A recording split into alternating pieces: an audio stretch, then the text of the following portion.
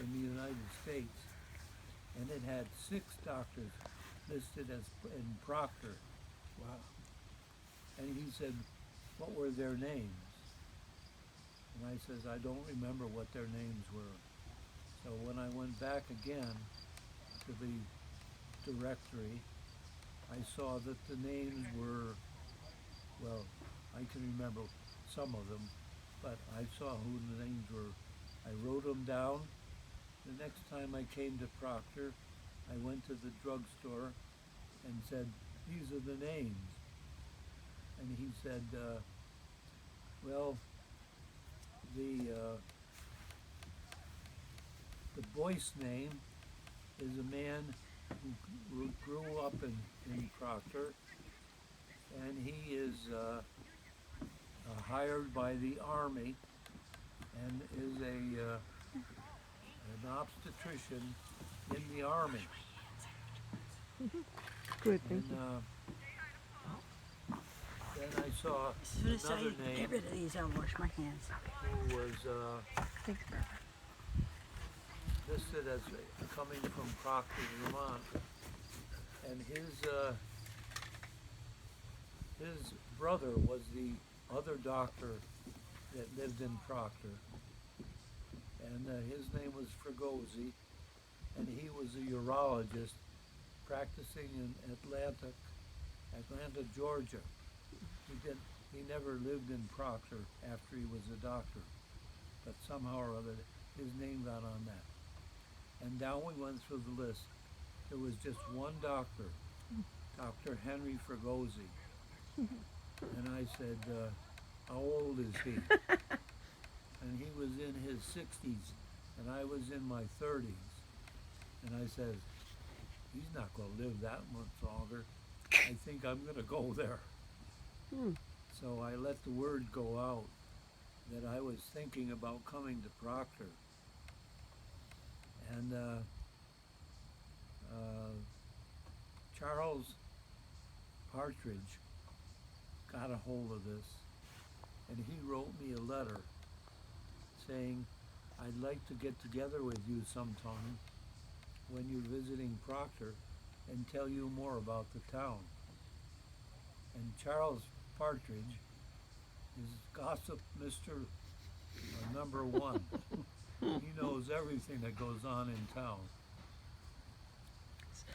With only 2,000 people, pretty much everyone knows everything that goes on in town. Well, Cameron, don't wreck your. Charlie knew everything, the good and the bad and the indifferent.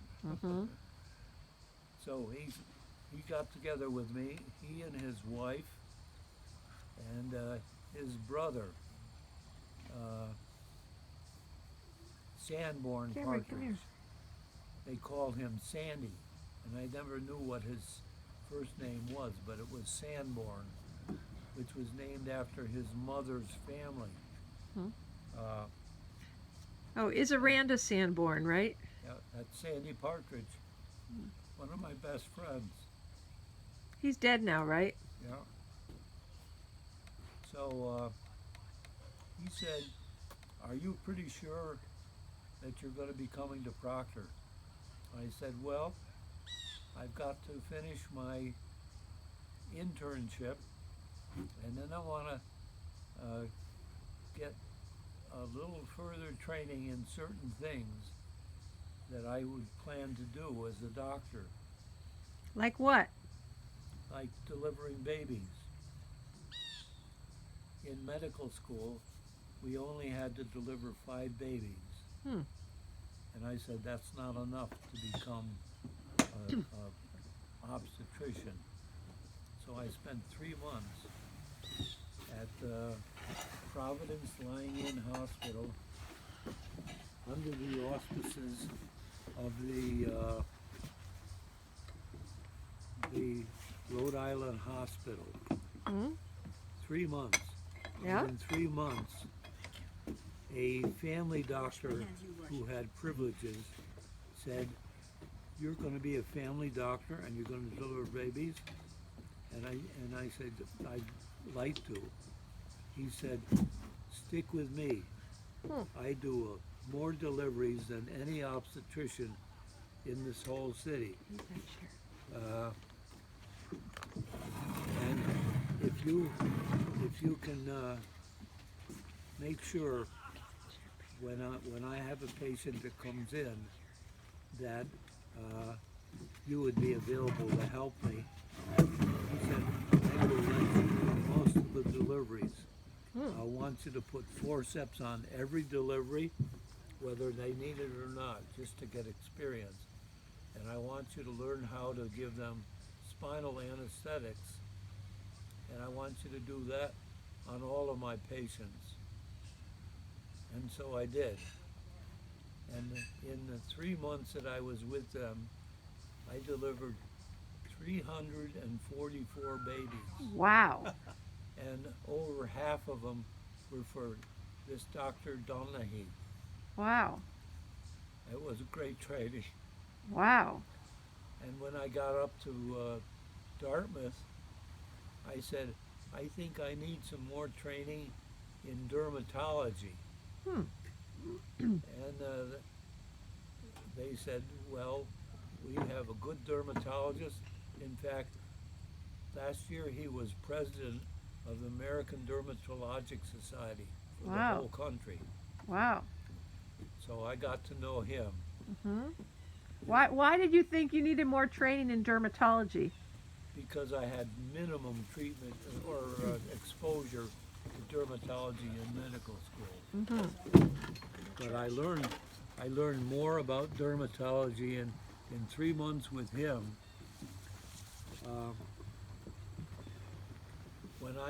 When I finally came over to Rutland area, none of the other doctors had any experience with dermatologists, Wow. and there were no dermatologists in town. Huh. I became the dermatologist for the whole city of Rutland. Wow. It's a good thing too, because with having melanoma many times, at least you have training to recognize it. Oh, that's just part of it. That was probably, that and obstetrics were probably the three or the two most useful things for me. Except one other 3-month period. I said, I need to find out how to practice medicine as a country doctor. Huh. And they said, we have a good country doctor. It's about 30 miles outside of Hanover. And we will ask him if he would mind if you went over to him and tagged along with him all day to learn how to be a country doctor. Good idea. So his name was Capman, C-A-P-M-A-N-N. I went over and introduced myself. He said, what we really need is what you're planning to do. And he said, I'll be glad to take you around and show you how to make house calls, tell you how to charge for it. And tell where you what to where put where in was your he doctor's located? bag. Where was he located? Canaan, New Hampshire. Oh. What was his name again? Capman.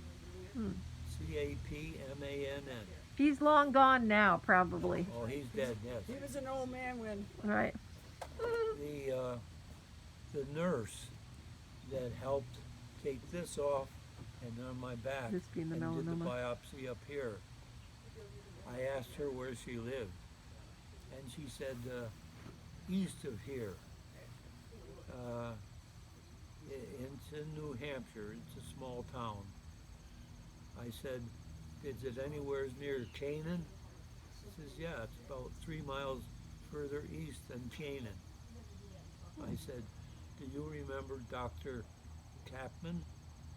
And she said, no, I've only lived there 20 years. And I said, well, I was with him for 3 months about 50 years ago. And he's probably been dead quite a few years. So, what was one of the most interesting things you learned from Dr. Capman? How to make a house call. What did he teach you? What to carry in my bag.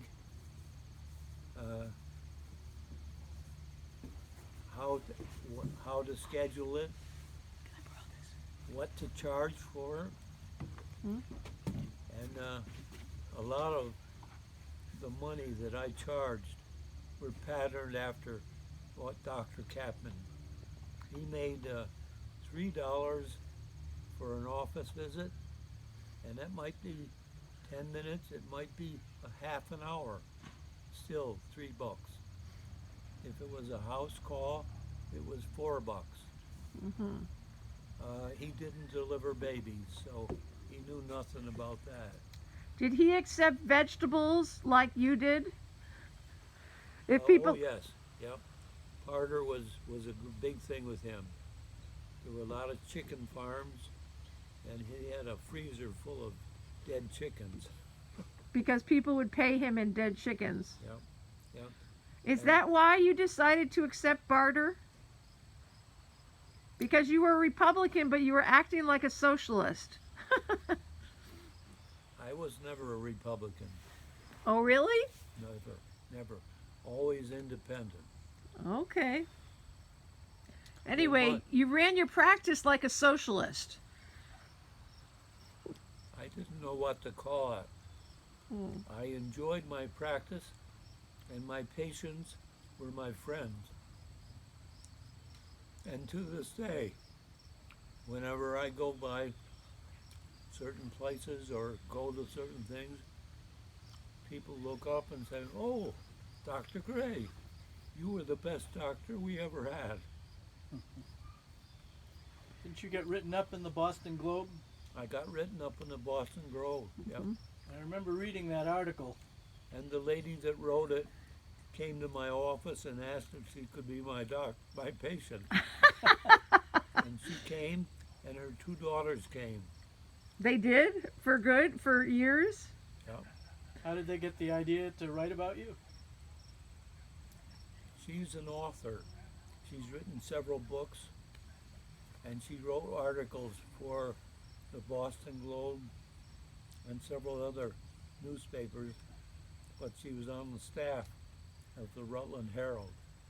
But how did she hear about you? Why did she decide to write an article about you? I think that was after she had asked me if I would be her doctor. Oh, okay. She would come to the office with a minor problem, and I didn't realize it, but she was interviewing me to find out what I did. I see. Big circles, 28 miles. So, you were pretty famous or notorious for having office hours until 2 a.m. Why did you do that? You really want to know? Yes. I didn't want to go home. Ouch. I think there's more to it than that, but you can elaborate on both sides if you want. Your mother was a big debater, Mm-hmm. and she would try to engage me in an argument almost every time I went home. And I hated that. And I would find any excuse I could not to go home. Mm.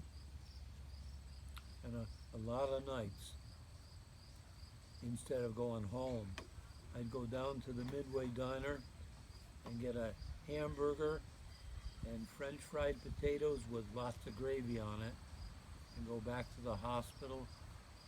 And I had a bed in the waiting room in obstetrics. And I would sleep there, and because I was a doctor that did deliveries, anytime they had a delivery in the night and the doctor didn't get there on time, they'd wake me up and I'd deliver the baby. But why not going home meant you didn't see your children's childhood? Was that really a trade-off you wanted? I had very little influence on my kids. My wife was a complete ruler in the house, and she taught everybody very well. She was very mad that I did not earn as much money as she and her father and mother thought that I should earn. She never said that to me. I'm sure she never did. I think you could have had more influence if you were around more. That's your thought, but I could not stand the night arguing with my wife. Why didn't you get a divorce if you would have been happier? I didn't believe in divorce. When I made a promise, it was a promise. You both might have been happier. I would have been a lot happier. But I promised that I would get married and stay married as long as we both shall live. That's the vows. Yeah. Your mother kept threatening me with divorce over and over and over again. I never heard of that. I know you didn't. You were probably the best student she ever had. I'm a very good student. Yes, you are. And she taught you a lot of your ways. Your independence, your dominance. Actually, it was her inability to stand up for herself that taught me dominance. I became what she could not be. There's a book about underfunctioning and overfunctioning. When you see somebody underfunction, it encourages others to overfunction. So because she wouldn't stand up for herself, I became an advocate to my bones. And it's cost me a lot. But I'd say if anybody taught me dominance, it was Jeanette. Mom was an example of inability to be dominant from what I could see. So you can fault Jeanette if you want. That's where, if you want to call it fault, although I would call it credit, I would give it to Jeanette on the dominance thing. That's your privilege. Yes, it is. You didn't like Jeanette much. You're the one that's asked the questions and I'm answering. I know, and I appreciate candid answers. That's why I'm asking. So I thought you were going to say part of why you stayed up till 2 a.m. was because you thought part of your role was to talk to your patients as friends. And so even if their diagnosis took 5 minutes, because they needed to talk for an hour, that's why you'd be there. That's what I thought you'd say. That was true in some cases. Mm-hmm. I had one lady that came to my office 3 times during regular evening office hours. But the office had patients in them. And so she turned around. And when she came back, I was just closing the door, turning the lights off, and she came and knocked on the door. And so I opened the door, and I said, "What can I do for you?" And she said, "I need to talk to you." And I said, "About what?" She said, "I am afraid to go out of your office without talking to you because I've been driving back and forth on Route 103 past a great big elm tree that's 2 feet from the side of the road. And I've had my car speeding at 60 or 70 miles an hour for that tree because I'm very, very unhappy and confused." So that was the beginning of the conversation, and we talked for a long time. This lady had a flower shop, but had very basic mental depression and was about to commit suicide. Wow. We talked for about an hour between 2 and 3 o'clock in the morning. And then she said, "I feel so much better." And I said, "Well, why do you feel better?" She said, I don't know, just because somebody understands what I'm going through. Hmm. And I said, are you thinking about going back to that tree again? She said, no, I don't think I need to. I said, you need to have some medicine that would improve your whole attitude about life and death and so on. Hmm. And she said, what's that called? And I said, it's called Tofranil. Hmm. And she said, will it work? I said, I don't really know for sure, but it has worked with a lot of other people, including my wife. I gave her Tofranil for a little bit, but she insisted that she did not have depression, but she had very severe depression. As she actually demonstrated in the last part of her life. She tried living with me, she tried living with John, she tried living with Jimmy, she tried living in the nursing home, and none of them helped out with this depression. And so she said, I'm going to go and live with my sister. And she did. Okay, I'll give it a try. Okay. Okay. So you saved that woman, that patient's life, it sounds like. I did. That was a good deed.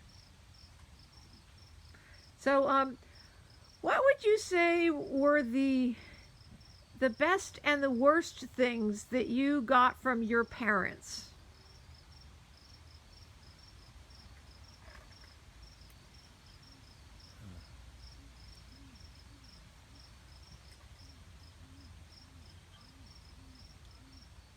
I don't think there were any worse things.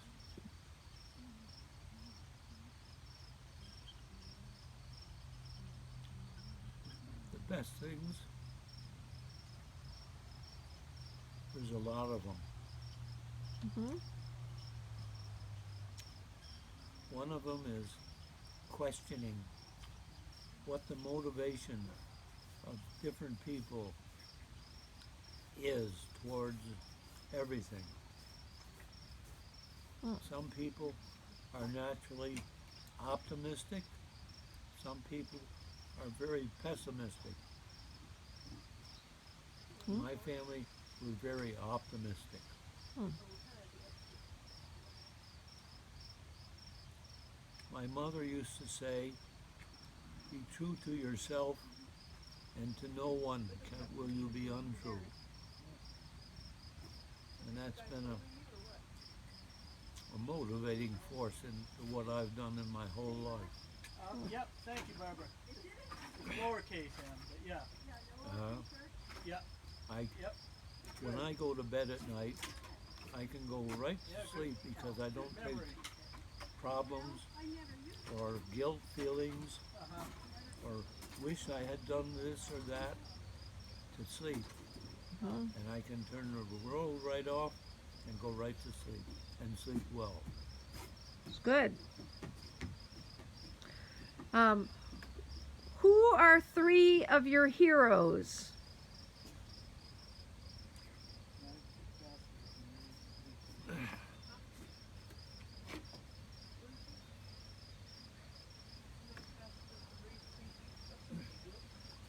First would be my mother. Next would be my father. Next would be my Boy Scout master, Fred E. Weed, W-E-E-D. And what's a reason for each of those?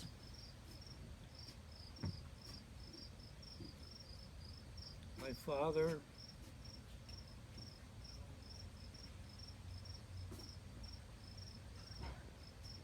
was very skillful with tools, and he could build anything. And he was very anxious to teach. He should have been a teacher, but he wasn't.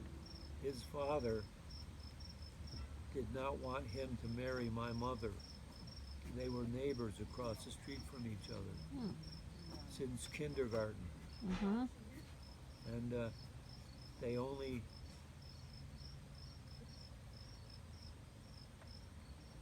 Hey, they Cameron, only, bring me my laptop from the tent, okay, please?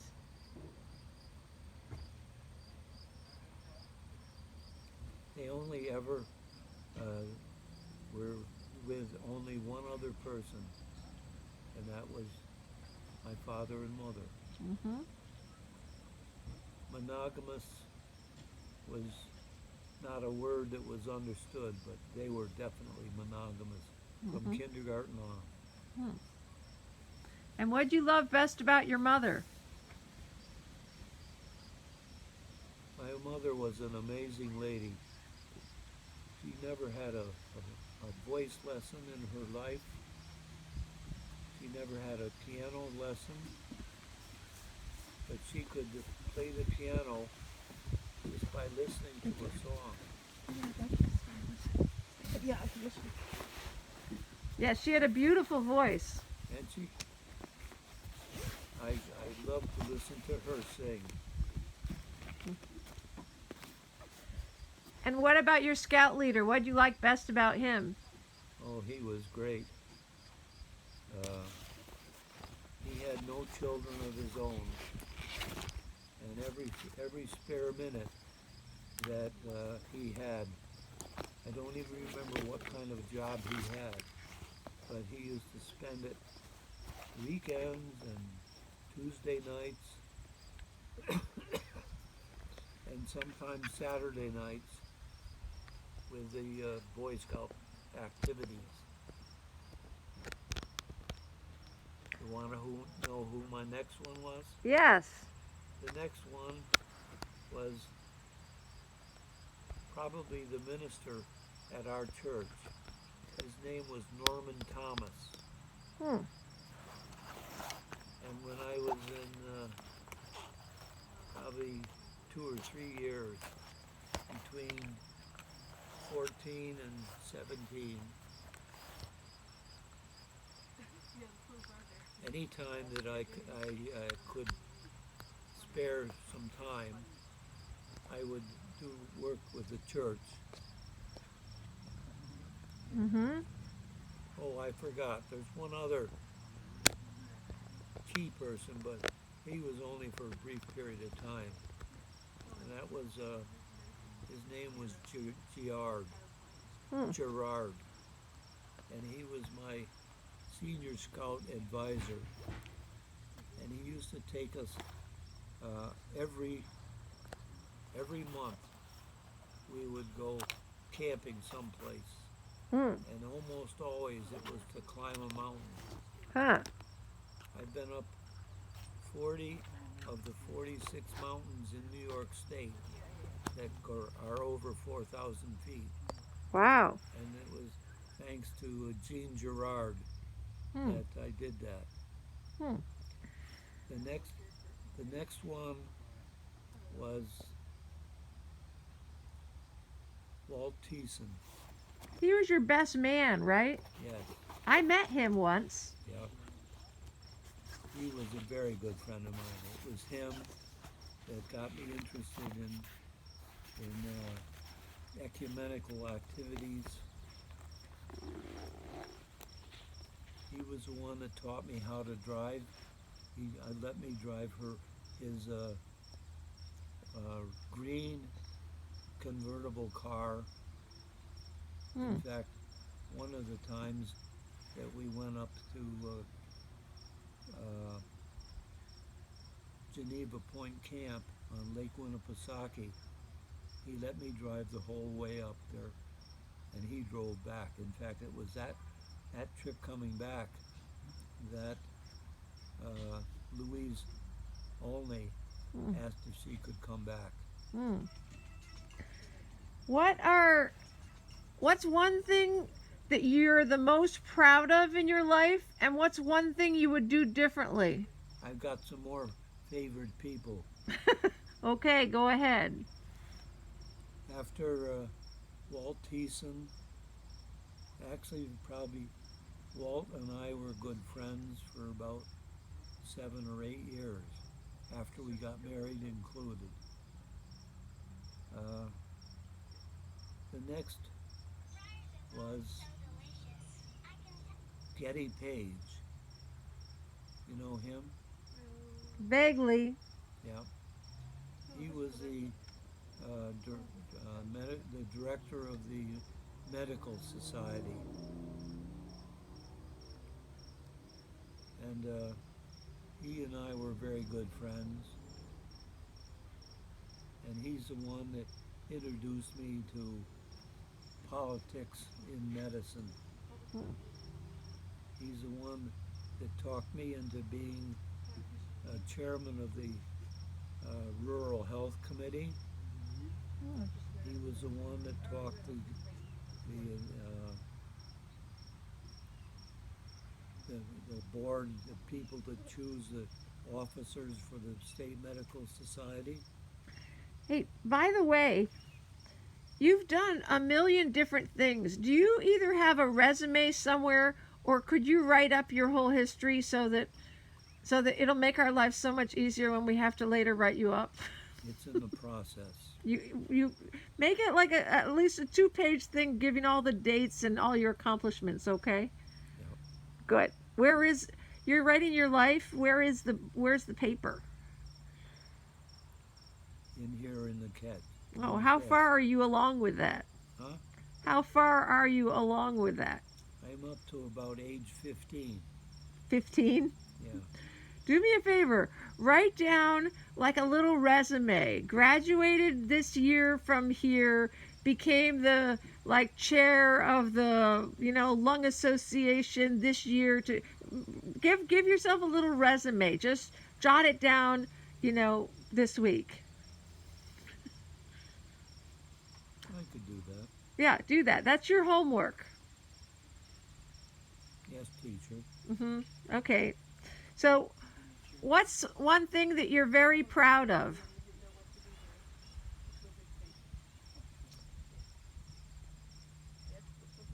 I value honesty more than any other thing. Okay. Oh, honesty. I thought you were going to tell me honestly something. Honesty. Honesty. That's what you're proud of. Okay. What's an action that you've done in your life that you're very proud of?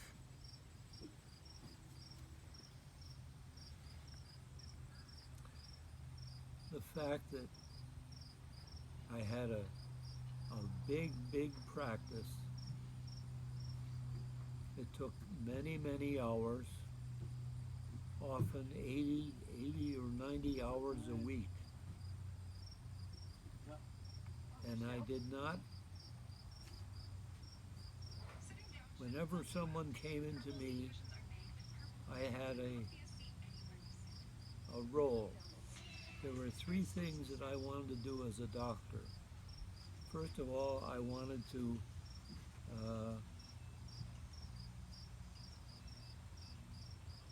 find out what problems a person had. Mm-hmm. Then I wanted to educate them as to why they had that problem. And then I wanted to treat that problem appropriately and inexpensively to their satisfaction and my satisfaction. And whenever anybody came, I would ask myself, has this been a good encounter?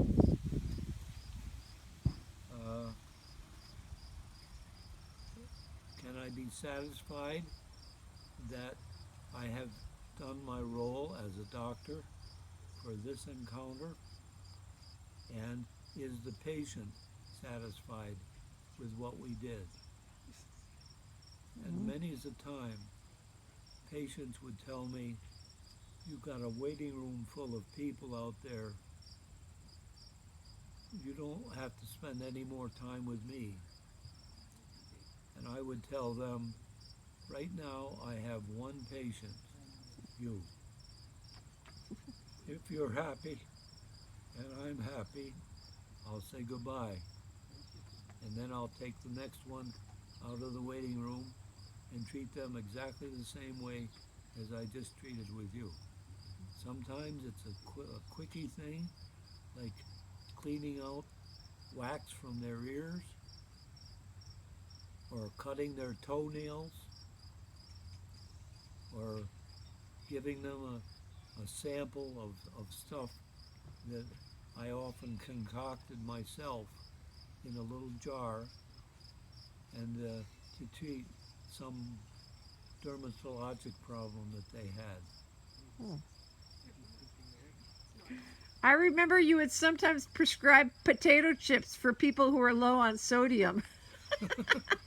That's right? Yes. Okay. So, what was your favorite place to visit in the world?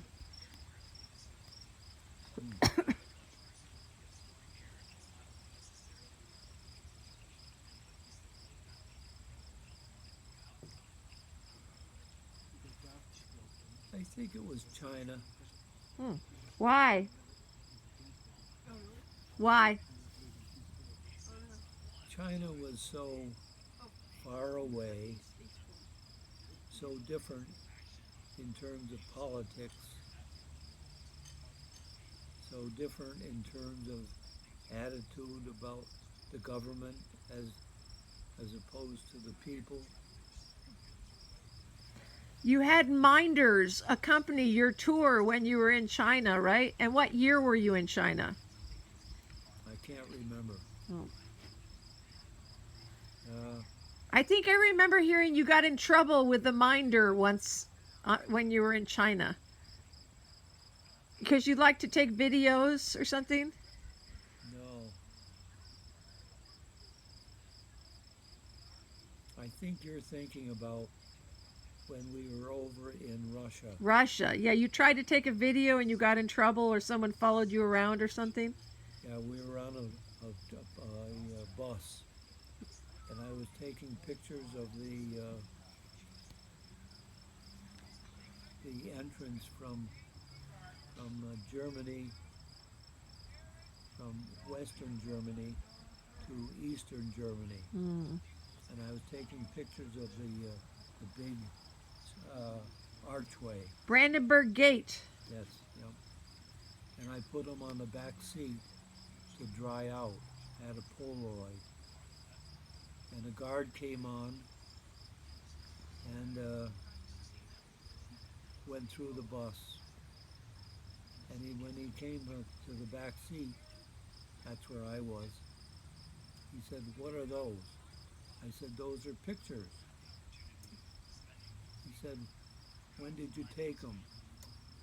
And I said, "About 5 minutes ago." He said, and they're already developed? I said, "Yes, this is the Polaroid camera. It takes a picture and develops it within a couple minutes." He said, "Will you take my picture?" I said, "Yes, and I'll give it to you." So I did. And he said, "This is amazing." Wow. He was East German? Yes. Wow. And he said, "You can keep your pictures." And he kept his picture? Yes, he did. That was a good trade.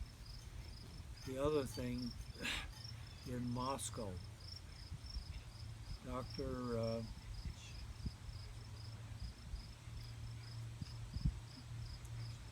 He used to be the family doctor in Brandon, Sealy Estabrook. He went over there. He wasn't with his wife, just him. And we chummed Hey, around. Cameron, come here. We chummed around together. What? And he said, "I'd love to see a hovercraft." Stay here for a second. I said, "So would I. I've never seen one." So he said, There's one. It's on the Moscow River, and I've got directions on how to go and get it there, and see it, and maybe we can go for a ride on it. So we started out, and we were walking. No, I guess the first thing we did was get onto a subway, which was 5 stories down in the ground This is in Moscow? in Moscow. Mm. Yeah. And we took the subway and then got off, and then we noticed that there were 2 guys that seemed to be very close to us KGB. wherever we went. And so we were walking along the road, and every time we made a turn, they made a turn about a half a block away. Whenever we'd walk fast, they'd walk fast. Whenever we'd stop, they'd stop and talk. So Seeley said, let's see if we can ditch them. So I said, let's do it. So we walked real fast, and we came to this doorway, this alleyway, and there were some garbage cans back in there. And we ducked into that and got down on the ground behind the garbage cans. And we saw these 2 guys go running past the opening. And You ditched them. well, we didn't. So then we stayed where we were, and they came running back the other direction. And then we went out to the road, and they were about a block away. Had no idea where we were, and they had lost us. And so we waited for them to go on another road, and then we walked out and walked to where the hovercraft was. And when we got there, they said, you're 5 minutes too late. Oh. It's already left. So we never got to go. What is a hovercraft? It's where Cameron. they No. have Come on. they have fans that blow air from the side and underneath it, and it lifts it right up off the ground. Hmm. And then they can turn the fans, and it becomes an air thing. With still off the ground. It just hoovers over the ground and goes lickety split. I have a Lego Technic thing. This is a hovercraft. Oh, you do? Yeah, and then, yeah, I can Cameron, back that up. he's telling interesting stories. Come and listen, Oh, please. yeah, listen to that one. So, tell me, why did you love to travel so much? Why you travel more than many people? How did you first get to love to travel?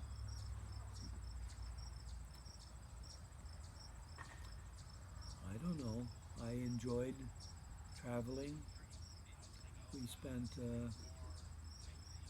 3 weeks in communist countries under the President Eisenhower's people-to-people program. Oh, That was the first really long trip that I ever took. how did you get to be part of that program?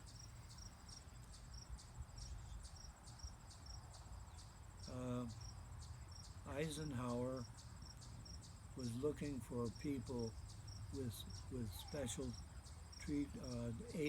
skills, like farmers or doctors or dentists, Huh. and they were especially interested in family doctors. They came to Vermont. I had already been president of the Medical Society, and I was currently the president of the Academy of Family Practice. And no, I was vice president. I was scheduled to be president next year. And Deweese Brown was president. And he took it on his shoulders to recruit family doctors to go over to Russia. And we had to pay our own way. your mother and I went. And I lived with Grammy and Grandpa Hopkins for 3 weeks in Collingswood. I remember that. You know, I played with their castle and things like that. are you sure? Yep, you sent me there for 3 weeks. Did the rest of the kids go too? No, I was there by myself, I think. Okay. The other 4 kids stayed at Oak Street, and my mother and father came I see. and took care of them. Yeah, I wasn't there for that. Okay. I was the smallest by far. Yeah. So, Wait now. okay. The other interests that I've had, when I first started practicing, they came from the National Guard and asked me if I would join the National Guard and take over their medical unit at Headquarters Company in Rutland. Hmm. And I says, I'm way, way too busy. I can't do it now, but I would like to do it. And I think it's partly my responsibility because I've avoided being drafted and being in the Army. Hmm. And I said, call me in 10 years. 10 years later, they called me, and I said, I'm still way, way too busy. Call me in 10 more years. This happened 3 times. Mm. The 4th time, I said, I'm beginning to slow down, and I only have probably 6 more years that I could serve in the National Guard, so I think I'll do it now. And they said, good, with all your experience, you will qualify to become a lieutenant colonel. Wow. And I said, well, I'm not joining to become an officer. I'm joining because I think it's my responsibility, and I will enjoy teaching the enlisted people. No, I was enlisted. I'm not sure what they called them. The ones that were in the National Guard. Hmm. They had only about, I think they had about 7 sergeants, Hmm. and they needed to have 16. Hmm. And I said, I'll help recruit some more. And within a year, I had 16. because Wow. There was a doctor there to train them. Wow. I had a full battalion, Hmm. and I had a Jeep. I had a driver for my Jeep. I had 4 tanks that were field ambulances Hmm. that would carry 4 patients each one. Wow. And I had a tank of my own with a driver and a gunner. What could be better? This tank was a commander's tank, and it had a room in the underneath it that could sleep 4 people, and it could store and feed about 8 people, or have a meeting within a tank. Hmm. I got to drive that tank. That was a high point for you. It was. So after 6 years, I was 60 years old. I joined when I was 54, 53. That's how old I am. How old am I now? No, that's how old I am now. Oh, yeah. If I had a different political perspective, I could be driving a tank. No, because you're not a doctor. I'm not a doctor. You're I a am lawyer. I'm a Juris Doctorate. I know. That's not what they were after. They don't need lawyers. Uh, you're a teacher. You're a teacher and a high person with high principles. Thank you. Well, it's true. Hmm. So, what was your favorite pet? My favorite pet, Yeah. Pal. Who was Pal?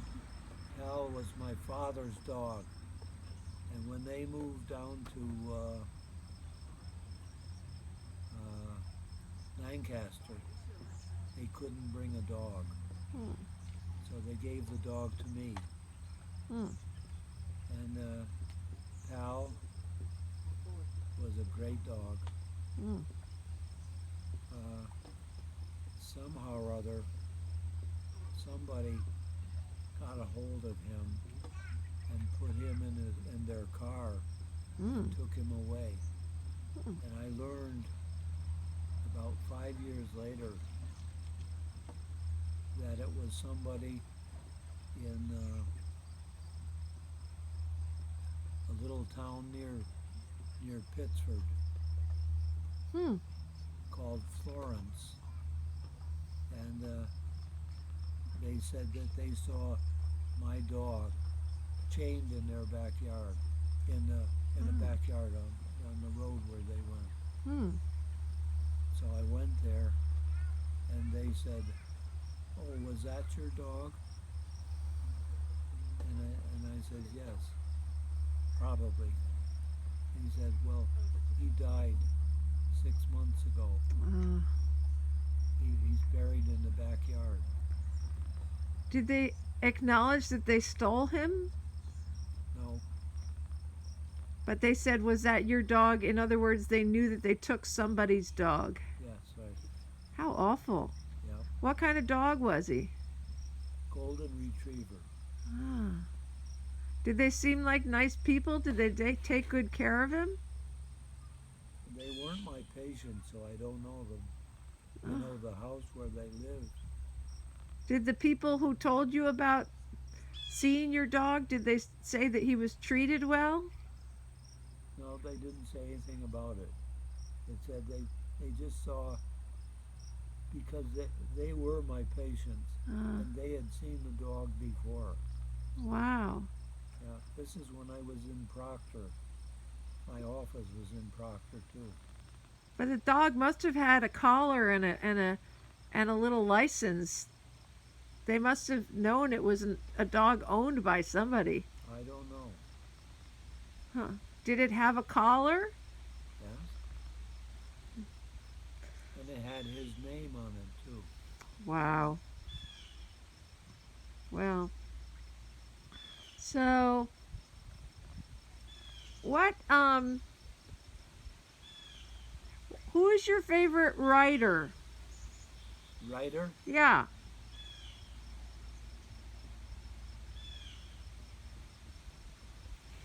I don't think I had a favorite. Hmm. I had trouble reading. I had dyslexia. I didn't know that. Does Susie know that? Yes. Are you diagnosed with dyslexia? No.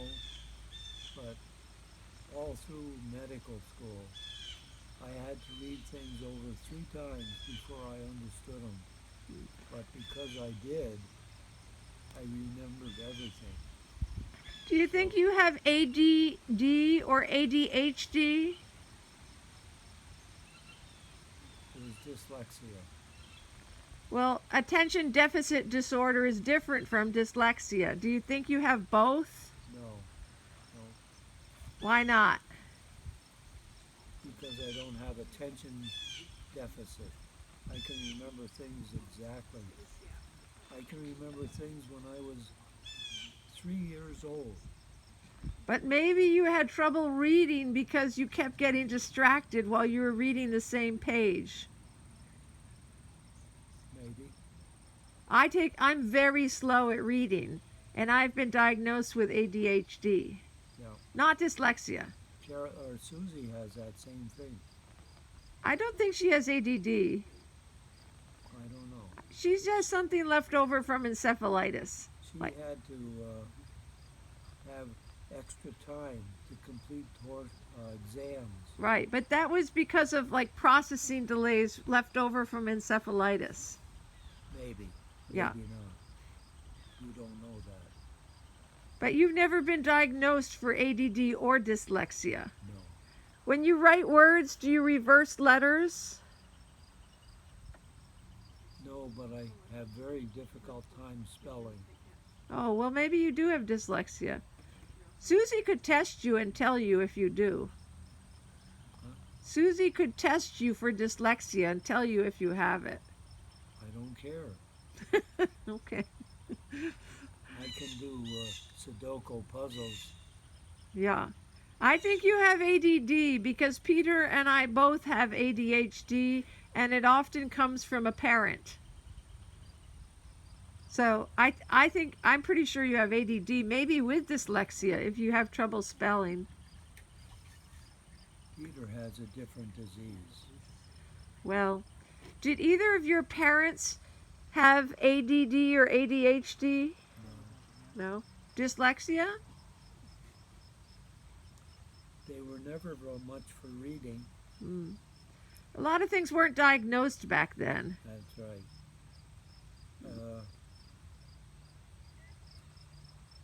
I have only read one book completely.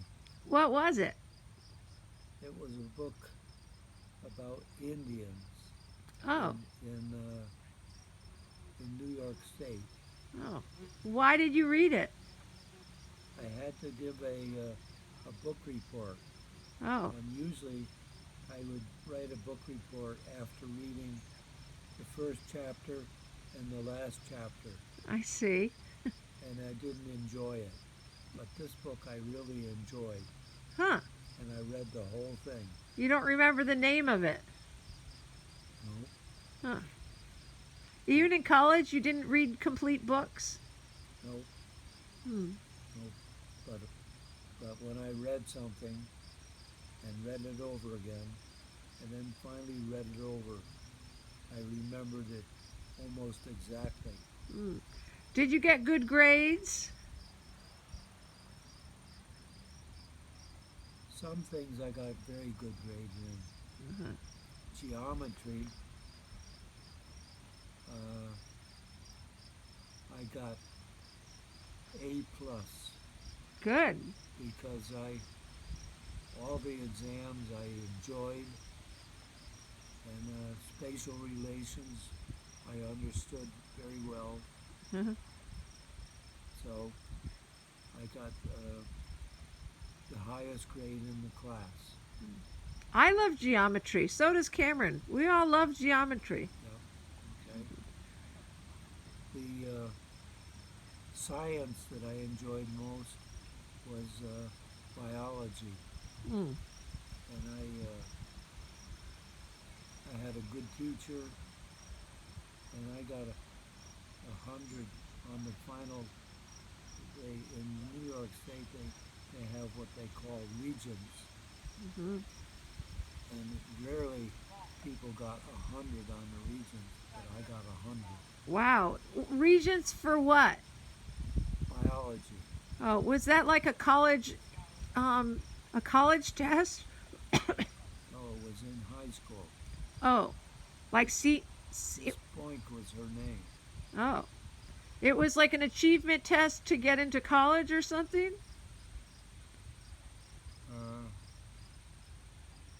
Yeah, but I would never finish them.